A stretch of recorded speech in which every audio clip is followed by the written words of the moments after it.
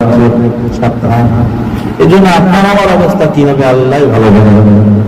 আল্লাহর একজন বান্দা গুনাহ করতে করতে করতে একেবারে গুনাহ এমনটা গুনাহ করেছে, মানুষ হত্যা করার গুনাহ।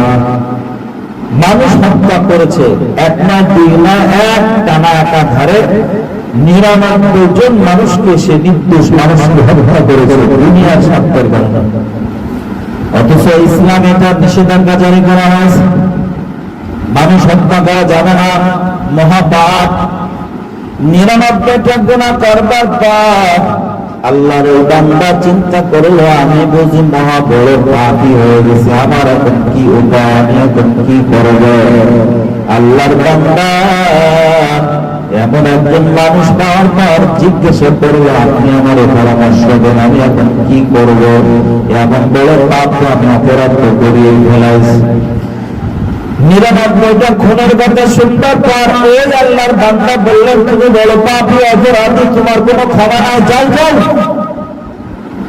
আল্লাহর বান্দা চিন্তা করলো, আমার যেহেতু ক্ষমার কোনো সুযোগ নাই, রাস্তা নাই, তখন আমি এই অপরাধ চালিয়ে যাব, বন্ধ কেন করব?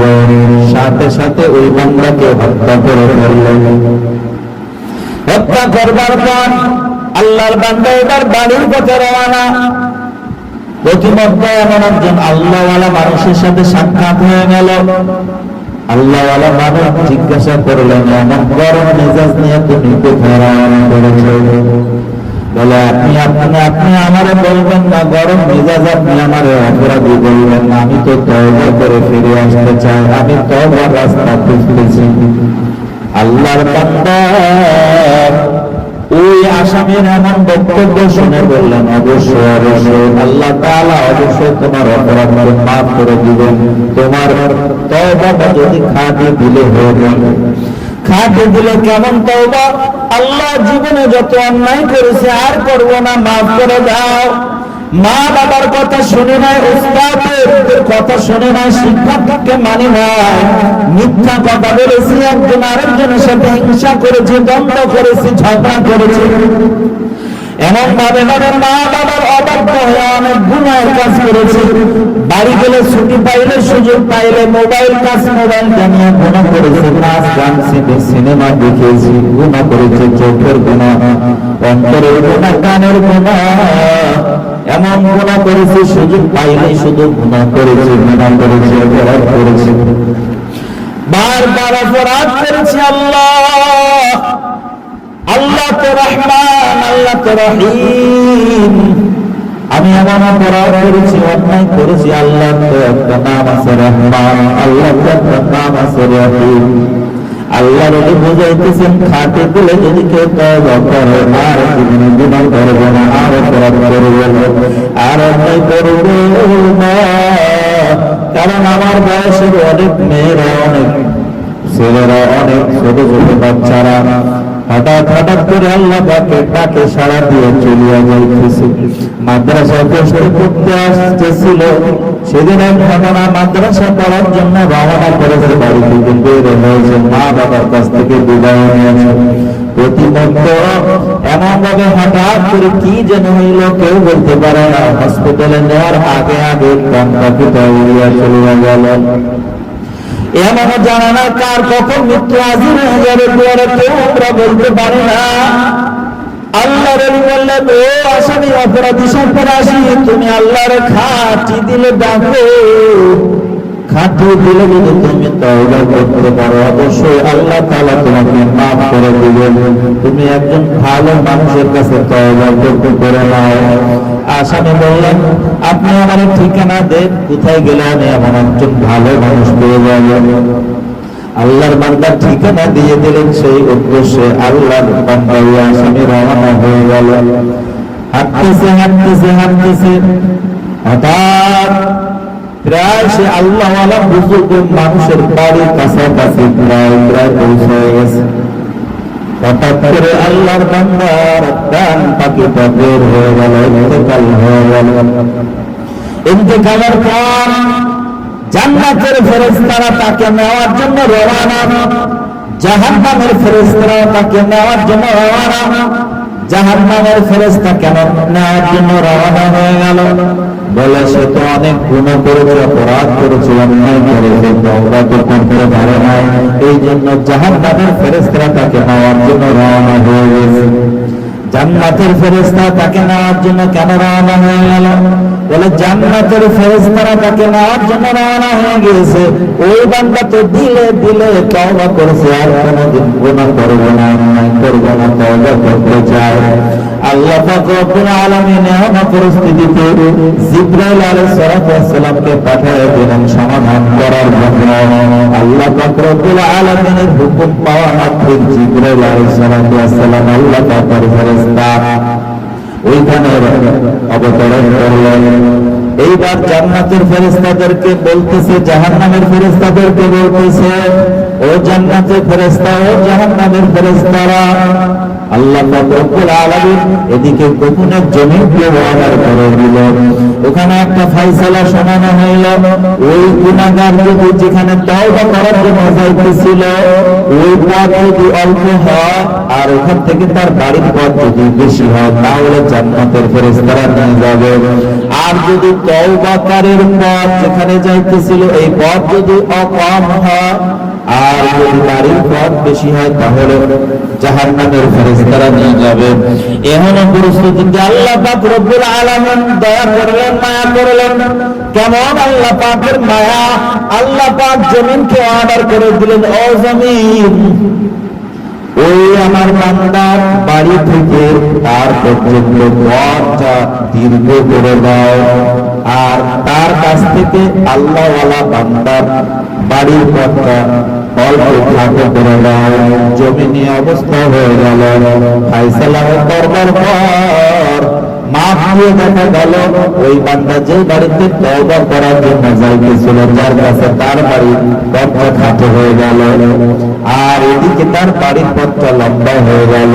আল্লাহ পাকের ফায়সালা মোতাবেক জান্নাতের ফেরেশতারা ওই বান্দাকে নিয়ে সোজা জান্নাতে চলে গেল।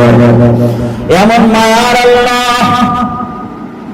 মা আব্বা জানের পাশে ঘুমায় গুনগুন গুনগুন করে কান্না করেন।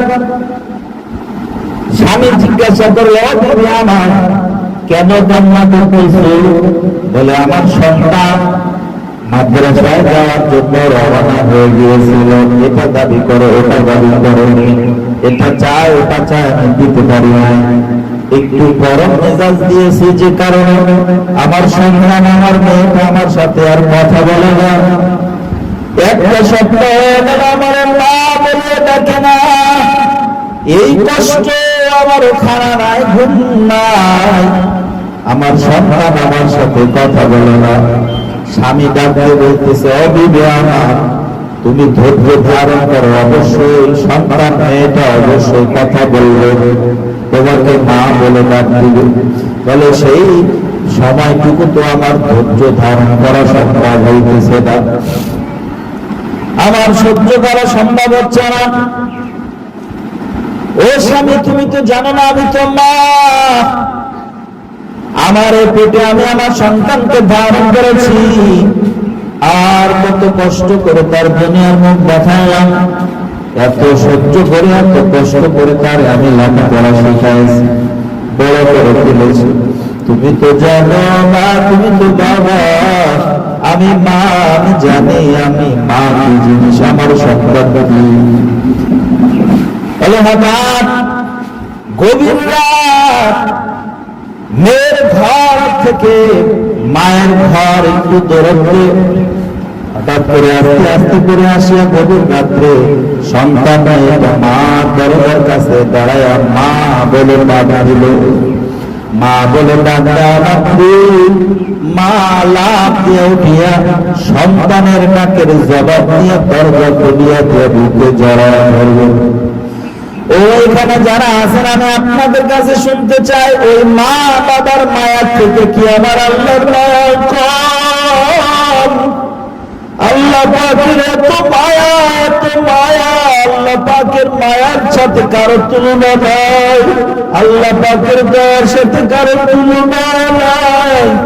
ওই আল্লাহকে চিনতে শিখেন, আল্লাহকে খুশি করার জন্য আজকে মাদ্রাসায় পড়তে আসলাম, কত কষ্ট করে মাদ্রাসা ছাড়ি না, কারণ আমি আল্লাহর সাথে কথা বলতেছি। আল্লাহ তাআলার কালাম নিয়ে যখন পড়তে বসি, আল্লাহ পাকের কালাম পড়ি আর আল্লাহ পাকের সাথে আমরা কথা বলতে থাকি, আল্লাহ পাক আমাদের কথা জবাব দিতে থাকে। এই বান্দা, এই বান্দি, মেয়েরা, মাদ্রাসা পড়ার মেয়েরা, তারা যখন রাস্তা দিয়ে চলে, আল্লাহ পাকের রহমতের ফেরেশতারা তাদের পরশ রাখা বিছায়া দেয়। মাছ দোয়া করে, গাছ দোয়া করে, জমিন দোয়া করে, সমুদ্রের সমস্ত মাখলুকাত দোয়া করে, জমিনের সমস্ত মাখলুকাত আপনার জন্য দোয়া করেন। আল্লাহ পাক মায়া করিয়া, দয়া করিয়া, বাবারও তো আরো সন্তান ছিল, তাদেরকে মাদ্রাসা পড়ানোর সুযোগ হয় না, আপনাকে মাদ্রাসা পড়ানোর জন্য আল্লাহ কবুল করেছেন। বিশ্বাস করেন, আল্লাহ যদি কবুল না করতেন কখনো কিন্তু সম্ভব ছিল না। আমি আমার আব্বার দুইটা সন্তান, আমরা দুইটা ভাই, আমি হইলাম ছোট, আমার বড় ভাই বড়, সে বাংলা লাইনে লেখাপড়া করেছে, বাংলা লাইনে চলে গেছে। আমার আব্বা জান আমার এই মাদ্রাসার লাইনে পড়াইলেন। আমি অনেক জায়গায় বলি, আব্বা জান 1 বিঘা জমি হাতে দিয়ে বলি নাই তোমার এই জমি দিলাম করিয়া খাও। আব্বা জান হাতটা দুনিয়া মাদ্রাসায় বারান্দা দিয়েছিলেন। আমি মনে করি এটা বড় অর্থ, এটা বড় সম্মান, এটা বড় দৌলত, আর কিছু লাগবে। আর আজকের চিন্তা করি মাদ্রাসায় পড়ে ঠকি নাই, ঠকি নাই, এত সম্মান এই রাস্তায় বিশ্বাস করে না। আজ বুঝতে পারবেন না, যখন বড় হবেন মাঝে মাঝে রাস্তা দিয়ে চললে দেখতে পারবেন, বুঝতে পারবেন। একজন খাস পর্দানিশী মেয়ে খাস পর্দা করে যখন রাস্তা দিয়ে চলে, পাশাপাশি একজন বেপর্দা মেয়ে যদি পর্দা না করে রাস্তা দিয়ে চলে, ও কেমন সম্মান পায়। আপনি খাস পর্দা করে রাস্তা দিয়ে চললে কেমন সম্মান পান, এখান থেকে বুঝতে শুরু করেন। এমন ভাবে দুনিয়া থাকবেন, আপনি আজ বাদে কাল যখন পরের ঘরে যাবেন, আপনার সন্তান, আপনার স্বামী, আপনার শ্বশুর শাশুড়ি যারা থাকবে, এরা যদি বদদিনে খায়, আপনি যদি দিনদারিত্ব টিকায় রাখতে পারেন, আর যদি আল্লাহ পাকের কাছে যদি বলতে থাকেন, চোখের পানি ঢালায় যদি আল্লাহকে জানাতে থাকেন, আস্তে আস্তে এক সময় দেখবেন পুরো পরিবার দিনদারি হয়ে গিয়েছে। এমন ভাবে আপনি দুনিয়া চলবেন, সবসময় আল্লাহকে ভয় করবেন, গুনাহের থেকে বেঁচে থাকবেন। গুনাহ জীবনে করবে না। আমার আমলে যদি কোনো গুনাহ না থাকে, এমন মন মানসিকতা নিয়ে চলবেন। বেশি বেশি নেকের কাজ করবেন, যেখানে গুনার কাজ আছে তার থেকে দূরে থাকবেন। একজন আরেকজনের সাথে হিংসা বিদ্বেষ রাখবেন না, সদা সর্বদা মরণ রেখে চলবেন। এবং উস্তাদ যারা আছে, শিক্ষক শিক্ষিকা, তাদের কথা মেনে চলবেন, তাদের পরামর্শ নিয়ে চলবেন। হুজুর আমি কোনটা করব, আপনি আমারে বলে দেন, এইটা করলে কি ঠিক হবে নাকি, ওইটা করলে ঠিক হবে নাকি। অনেক বেয়াদব ছাত্র আমি আমার জীবনেও দেখেছি, আমার ছাত্র জীবনেও দেখেছি, শিক্ষকতার জীবনেও দেখেছি। অনেক বেয়াদব ছাত্র আছে, শিক্ষক শিক্ষিকার বিরুদ্ধে এমন ভাবে খারাপ কিছু নিয়ে মন্তব্য দিয়ে বাড়িতে মা বাবার কাছে জানায়। মা বাবা আছে উগ্রতা, তাদের ভিতরে দিনদারিত্ব নাই, তারা তো কথা শোনা মাত্র ঠিকঠাক মতো বিচার করে না, সোজাসুজি বাঘের মতো গর্জন রাগ নিয়ে এইভাবে নিজের শিক্ষক শিক্ষিকাদের সাথে এসে উল্টা করে, খারাপ আচরণ করে, বেয়াদবি করে। যে কোনো ভাবে যদি আপনি আপনার শিক্ষক শিক্ষিকা তাদের মনে যদি বিন্দু পরিমাণে যদি কষ্ট দিয়ে থাকে, দেখবেন জীবন দশায় আমাদের অনেক সন্তান করে দেখেছি, তাদের হৃদয়ের ভিতরে কিন্তু এলমে দিন ঢুকে না, আর ঢুকলেও সেটা বেশি দিন টিকে না। আর একটা পাশাপাশি আপনাদের উদ্দেশ্য পরামর্শ দিয়ে যায়, আব্বা আম্মাকে বলবেন, বুঝাইবেন। আব্বা আম্মা যদি বদদিন থাকে তাদেরকে বুঝাইবেন। আপনারা আমার মাদ্রাসায় পড়াইতেছেন, আমি মাদ্রাসায় পড়তেছি, আপনারা কি জানেন না হযরত ইব্রাহিম আলাইহিস সালাতু ওয়াস সালামের বাবাও কিন্তু জান্নাতে যাবে না, নূহ নবী আলাইহিস সালাতু ওয়াস সালামের সন্তান কিন্তু জান্নাতে যাবে না। আপনারা আমার মাদ্রাসায় পড়াইতেছেন, অথচ আপনারা নামাজ পড়েন না, দিন মানেন না, হালাল খানা খাওয়ান না, আপনারাও খান না, আমাদেরকেও খাওয়ান না। এইভাবে আপনারা চলতেছেন আর মনে করতেছেন মেয়েটা মাদ্রাসা দিয়েছে আমাদের জন্য সুপারিশ করে জান্নাতে নিয়ে যাবে। সাবধান, এটা কিন্তু ভুল ধারণা। মা বাবাকে বুঝাইবেন, বলবেন আপনারাও দিনদারিত্ব হয়ে যান, নামাজ ছাড়িয়েন না, গুনার কাজ করেন না, ঘর থেকে টেলিভিশন বিদায় করে দেন। এই টেলিভিশন একদিন সাপ হয়ে আপনার কবরে এমন পেছন পেছন দংশন করবে, এমন শাস্তি দেওয়া হবে, এমন আযাব দেওয়া হবে। সুযোগ পাইলে মোবাইলের মাধ্যমে গুনাহ করিয়েন না, নাচ গান দেখিয়েন না, শুনিয়েন না। মা বাবাকে বলবেন, ও আব্বু আম্মু, ও আমার বাবা, হালাল খানা খাইয়ে নিজে খাবেন, আমাদেরকে খাওয়াবেন।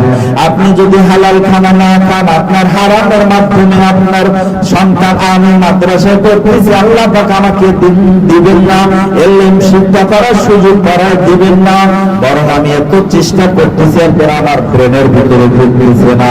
আপনিও নিজে খাস পদ্মানিশি নিকারে নেওয়ার চেষ্টা করবেন, আল্লাহ পাকের কাছে দোয়া করবেন, আল্লাহ আপনার খাস বান্দা হিসাবে আপনি আমারে বানায় নেন।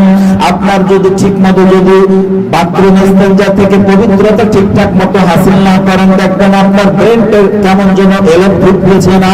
আমি অনেক সময় উদাহরণে বলে থাকি, 1 লিটার কেরোসিন তেল কেন 1 টিন কেরোসিনের তেলের ভিতরে সামান্য একটু যদি গরুর সেনা পড়ে, প্রস্রাব পড়ে, সমস্ত দুধ যেমন কাটিয়ে যায়।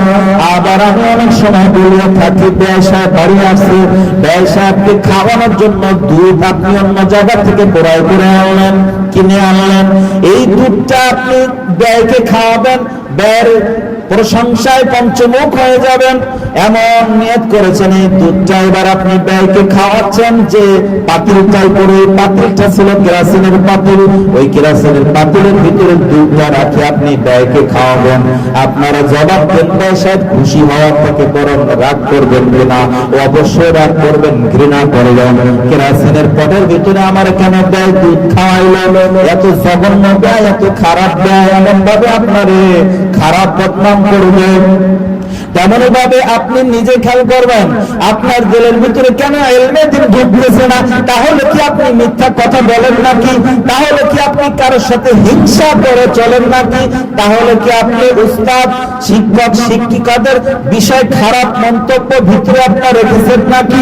হুজুর আমারে ভালো দেখে না, শিক্ষিকা আমারে ভালো জানে না, এমন তারা খারাপ খারাপ এমন দিলের ভিতরে বসে রেখেছেন কিনা বলেন? এমন ভাবে আপনি হুজুর ইস্তেঞ্জা ঠিকঠাক মতো করেন কিনা? আপনারা দেখতে হবে আপনি কোথায় কোন সমস্যা করে রেখেছেন। এই জন্য ইলমে দ্বীন আপনার ভিতরে ঢুকতেছে না রে বাবা। কারণ ইলমে দ্বীন হলো এমন একটা পবিত্র জিনিস, এমন একটা নূর, এমন একটা আলো, এটা কিন্তু সব স্থানে থাকে না, সব স্থানে ঢুকে না। এই জন্য নিজে ফ্রেশ হতে হবে, আল্লাহ পাকের কাছে তৌফিক চাইতে হবে। আল্লাহ জীবনে অনেক গুনাহ করেছি, আমাদের মতো গুনাহগার আপনার জমিদার কেউ নাই। বড় আশা নিয়ে বাবা আমার মাদ্রাসা পড়াইতেছেন, মা চোখের পানি ফেলায় আল্লাহ পাকের কাছে যায়, নামাজ দোয়া করে আল্লাহ সন্তানটারে মাদ্রাসা দিয়েছি, আল্লাহ সন্তানটা যেন আপনার আলেম হয়ে হাফেজা হয়ে বাড়ি আসতে পারে। এমন কত স্বপ্ন, কত সন্তানের বাবা আছে সারাদিনে রুদ্রের মধ্যে রিস্কা চালায়, মাঝে মাঝে এমন কষ্ট, রিস্কা থেকে নামিয়ে আসায় দাঁড়ায় থাকে, অনেক সময় কেউ শুয়ে পড়ে, কষ্ট, এমন কষ্ট, মাঠে ক্ষেত খামারের কাজ করে অনেকের বাবা, আবার অনেকে আছে মা, অনেকের আছে বাবা, অনেকের মা কবর থেকে সন্তানের জন্য দোয়া করতেছে, আল্লাহ আমি তো কবরে চলে আসছি, আমার সন্তানকে জমিনে রেখে আসছি, ওই সন্তান জানা নাই কেমনে চলতেছে। আল্লাহ আমি মা হয়ে কবরে শুয়ে শুয়ে তার জন্য দোয়া করতেছি, আমার সন্তানকে আল্লাহ ইলমে দ্বীন শিক্ষা করার তৌফিক দিন। মায়ের সাথে দুর্ব্যবহার করিয়েন না, যাদের মা বেঁচে আছে, যাদের বাবা বেঁচে আছে, দুর্ব্যবহার করিয়া তাদের মনে কষ্ট দিয়েন না।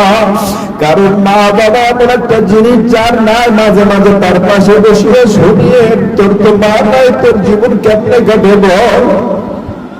মায়ের কথা একটাবার ভাবলেন, মা কি জিনিস, মা কি জিনিস। যখন পেটে ছিলাম আমরা সবাই, মার কেমন যেন মনে হয়েছিল সাত আসমান জমিন যেন মায়ের মাথার উপরে নেমে এসেছে। জীবনের মূল কষ্ট মায়ের প্রসব বেদনা, সাত আসমান সাত জমিন তখন মায়েরই মাথায়। জীবনের মূল কষ্ট মায়ের প্রসব বেদনায়, সাত আসমান সাত জমিন তখন মায়েরই মাথায়। এমন মাকে কেমনে আজি, এমন মাকে কেমনে আজি যাব আমি ভুলিয়া। ও আমার প্রাণের মা, মা গো মা, কোথায় গেলে মরে ছাড়িয়া। জনম দুঃখী এতিম আমি, চাই না কেহ ফিরিয়া। মাগো আমি এতিম বলে সবাই তাড়াইয়া, দুঃখের সাথে দিন কাটাই না পেট ক্ষুধা নিয়া। মাগো আমি এতিম বলে সবাই তাড়াইয়া, দুঃখের সাথে দিন কাটাই না পেট ক্ষুধা নিয়া। ঘুমার ঘরে মাকে দেখে, ঘুমার ঘরে মাকে দেখে কেঁদে যায় বুক ভাসিয়া। ও আমার প্রাণের মা, মা গো মা, কোথায় গেলে মরে ছাড়িয়া। জনম দুঃখী এতিম আমি, চাই না কেহ ফিরিয়া। মাকে আর কাঁদাবো না, বাবাকে আর কষ্ট দিব না, কাঁদাবো না। আল্লাহর হুকুম অমান্য করে চলবো না, গুনাহের কাজ করবো না, নেকের কাজ ছাড়বো না, খাস পথটা ছাড়া বাইরে যাবো না, বেফাটটা মানুষের সামনে দিয়ে চলাচল করবো না, বেগানা ভাবে চলবো না। এমন ভাবে দিলের ভিতরে নিয়ে করেন, এমন ভাবে দিলে দিলে নিয়ত করেন, আল্লাহ আপনার কাছে আমরা নিয়ত করতেছি, আর কখনো করবো না রে আল্লাহ, আপনি আমাদেরকে মাফ করে দেন। এমন খাঁটি দিলে যদি নিয়ত করতে পারেন, দিলের ভিতরে তওবা করেন, খাঁটি দিলে তওবা করেন, আল্লাহ আপনি আমাদের সকলের তওবাকে কবুল মঞ্জুর করিয়া নেন। আলহামদুলিল্লাহি রাব্বিল আলামিন, ওয়াসসালাতু ওয়াসসালামু আলা সাইয়্যিদিল আমবিয়া ওয়াল মুরসালিন وعلى آله وأصحابه أجمعين. ربنا ظلمنا أنفسنا وإن لم تغفر لنا وترحمنا لنكونن من الخاسرين. يا أرحم الراحمين، يا أرحم الراحمين، يا أرحم الراحمين. اللهم إنك عفو كريم تحب العفو فاعف عنا. يا أرحم الراحمين، يا أرحم الراحمين، يا أرحم الراحمين. رب ارحمهما كما ربياني صغيرا. আল্লাহ বরকতের জায়গায় বসিয়া আল্লাহ আপনার খাস বান্দীদেরকে নিয়ে আমি আদম গুনাহগার, আল্লাহ গুনার বোঝা পাথর করে নিয়ে দুটো হাত তুলেছিল, খালি হাতে ফিরে আপনার মালিক। আল্লাহ সময় যতটুকু কথা বলা হয়েছে আল্লাহ মেহরবানি করে খাঁটি সহি কথাগুলোর উপরে সবাইকে আমল করে মেনে চলবার তৌফিক দান করে বলল। আল্লাহ জীবনে অনেক গুনাহ করেছি, গুনাহের খবর যদি মা জানে সন্তান বলে পরিচয় দেবে না। আল্লাহ বন্ধু বান্ধব যদি জানে পাশে আর কখনো ডাকবে না। এলাকার মানুষ যদি গুনাহের কথা জানে এলাকায় ঠাই দিবে না। আল্লাহ আপনি সবই জানেন, এরপরে বাতাস বন্ধ করিয়া দেন না, খানা বন্ধ করিয়া দেন না। আপনার দরবার থেকে কখনো তাড়ায় দেন না।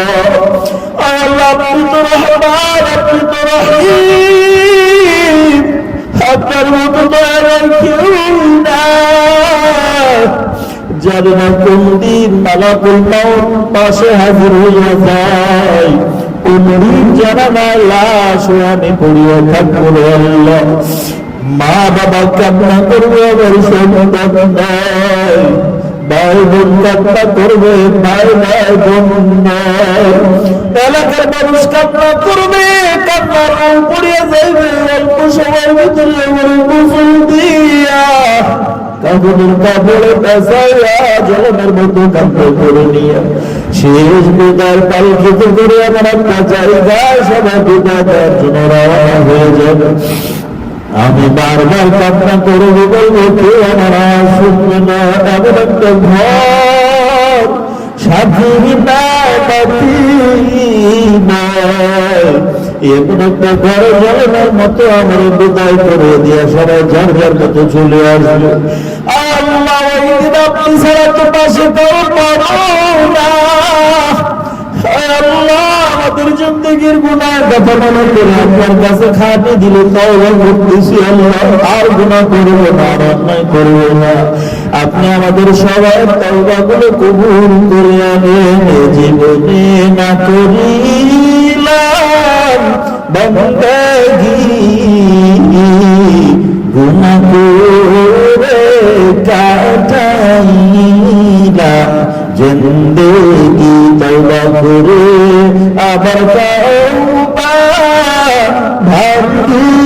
ভাঙিলাম, অবশেষে খাঁটি তওবা করিলাম। আল্লাহ আপনি আমাদের তওবাগুলো কবুল করে আনেন। আমরা যারা হাত তুলেছি আল্লাহ জানা নাই কার মা নাই, কার বাবা নাই, অন্ধকার কবর থেকে সন্তানের মুখের দিকে তাকায় দুয়ার দরজা নাই। ও সন্তান, আজকে মাদ্রাসায় পড়তেছো, আল্লাহর কালাম শিখতেছো, রাসূলের হাদিস শিখতেছো, আমাদের জন্য একটু দোয়া করিও। কবরের এই অবস্থা যাবার সহ্য করতে পারি না। আল্লাহ যাদের মা দুনিয়াতে নাই, যাদের বাবা দুনিয়াতে নাই, খাঁটি দিন আপনার কাছে দোয়া করি আল্লাহ মা বাবার কবরগুলো জান্নাতের বাগান বানায়া দেন। আল্লাহ জান্নাতুল ফিরদাউসের সাথে কবরের সাথে সরাসরি ব্যবস্থা করে দেন। আল্লাহ তাদের গুনাহের খাতাগুলো নেকি দ্বারা পরিবর্তন করে দেন। রব্বুল আলামিন যাদের মা বাবা দুনিয়াতে আছে আল্লাহ দীর্ঘ নেক হায়াত দান করেন, সবাইকে হেদায়েতের ছায়াতলে আসার তৌফিক দেন। আমরা যারা তুলেছি আমাদের সবাইকে হেদায়েত দান করেন। আল্লাহ আপনি আমাদের জ্ঞান শক্তি ব্রেন শক্তি বাড়ায় দেন, স্বাস্থ্যকান্ত আরো সুন্দর ভালো ক্লিয়ার বানায় দেন। আল্লাহ দিনের সাথে আদব রক্ষা করে চলে তৌফিক দান করেন, কোরআনের সাথে আদব রক্ষা করে চলে তৌফিক দান করেন।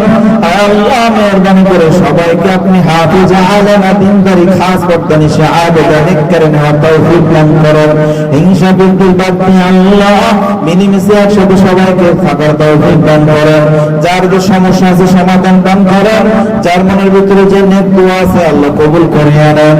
আল্লাহ যাদের পরিবার অসুস্থ আল্লাহ সুস্থতা দান করেন, যাদের দরিদ্র আল্লাহ অভাব দূর করে দেন, সচ্ছলতার জিন্দেগি দান করেন। যাদের আপা আল্লাহ ঋণের গ্রস্ত আছে ঋণ পরিশোধের তৌফিক দান করেন। আল্লাহ যার যে সমস্যা আছে সকল সমস্যা সমাধান দান করেন। আল্লাহ রাব্বুল আলামিন এখানে যারা মেয়েরা আছে আল্লাহ শিক্ষিকাদের সাথে খালাম্মাদের সাথে আদব রক্ষা করে কথা বলার ব্যবহার করবার তৌফিক দান। সবাইকে আদব হিসাবে কবুল মঞ্জুর করে আনেন। মাদ্রাসা কর্তৃপক্ষকে কবুল করে আনেন। উস্তাদ শিক্ষিকা যারা আছে সবাইকে কবুল করে আনেন। কমিটি বিরোধীদেরকে কবুল করে আনেন। এই মাদ্রাসা অত্র এলাকার জন্য আল্লাহ মেহেরবানি করে দিনের মার্কাজ হিসেবে কবুল মঞ্জুর করে আনেন।